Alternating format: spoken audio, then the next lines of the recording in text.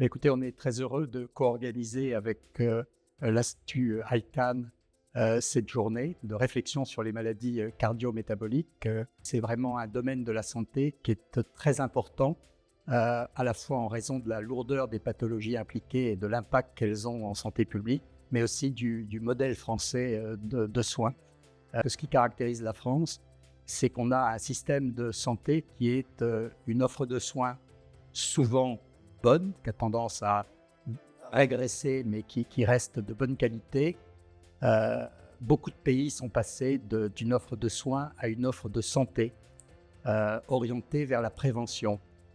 Et traiter des maladies cardio-métaboliques, c'est vraiment aborder cette nécessaire transformation de notre système pour évoluer vers un système d'offre de soins. Alors, les maladies cardio-métaboliques, c'est évidemment un bel exemple parce que c'est d'abord la prévention de ces maladies avec 3 maladies principales, le diabète, les diabètes, je devrais dire, l'obésité, les hyperlipidémies, puis plein de facteurs d'environnement qui se conjuguent avec ces éléments-là.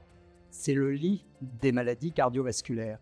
Je dois dire d'ailleurs qu'il existe une ligne qui va du pancréas via le diabète au rein, au foie et au cardiovasculaire. Quand un sujet révèle un diabète de type 1, son espérance de vie est normale. Sauf si, un jour, il déclenche une maladie du rein liée au diabète, il mourra de complications cardiovasculaires de façon précoce. Là, dans ce qui a été abordé aujourd'hui, une première table ronde sur des aspects de santé publique, une seconde table ronde sur les aspects de soins, et cet après-midi, il y aura une troisième table ronde sur la recherche. Parce que l'une de nos autres caractéristiques, c'est de très peu financer la recherche biomédicale, probablement 3 à 4 fois moins que l'Angleterre et que l'Allemagne, pour prendre des pays comparables.